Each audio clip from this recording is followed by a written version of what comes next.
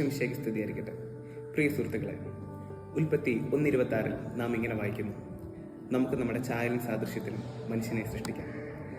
പ്രിയപ്പെട്ടവരെ, ഇന്ന് ലോകം വളരെയേറെ വളർന്നിരിക്കുന്നു.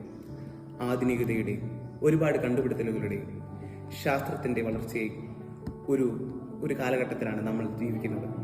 മാധ്യമങ്ങളുടെ വളർച്ചയെക്കുറിച്ച് നമുക്കറിയാം.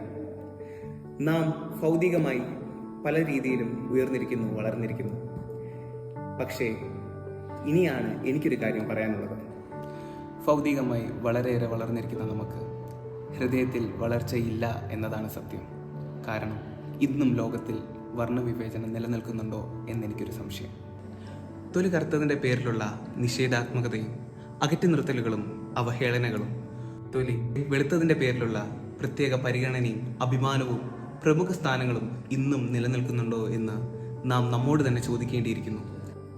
വെളുത്ത വർഗ്ഗക്കാരായ അമേരിക്കൻ ജനതയുടെ പോരാ, ലോക ജനതയുടെ തന്നെ മനസ്സിൽ ഇന്നും വെണ്മയോടെ തുളുമ്പി നിൽക്കുന്ന ഒരു വ്യക്തിത്വത്തിനുടമയുണ്ട്, നെൽസൺ മണ്ടേല. അദ്ദേഹത്തിൻ്റെ തൊലി കറുത്തതാണെങ്കിൽ പോലും ഹൃദയം മഞ്ഞുപോലെ വെണ്മയേറിയതായിരുന്നു. വീണ്ടും നമുക്കറിയാം ബറാക് ഒബാമ. അദ്ദേഹത്തെയും ലോകം മാറ്റി നിർത്തിയില്ല. ദൈവം ഒരിക്കലും ആരുടെയും നിറനോക്കിയല്ല വിധിക്കുന്നത്.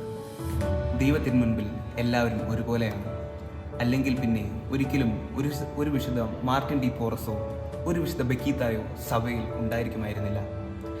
അതിനാൽ തന്നെ ദൈവം വിധിക്കുന്നതിനെ ഹേ മനുഷ്യ, നീ എന്തിനു വിധിക്കുന്നു?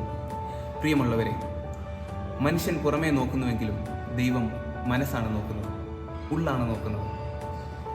തൊലി വെളുത്താലും കറുത്താലും ഒരു പ്രശ്നവുമില്ല. പക്ഷേ നമ്മുടെ ഉള്ള്, നമ്മുടെ ഹൃദയം, നമ്മുടെ മനസ്സ് വെണ്മയുള്ളതായിരിക്കട്ടെ, പാലുപോലെ വെളുത്തതായിരിക്കട്ടെ.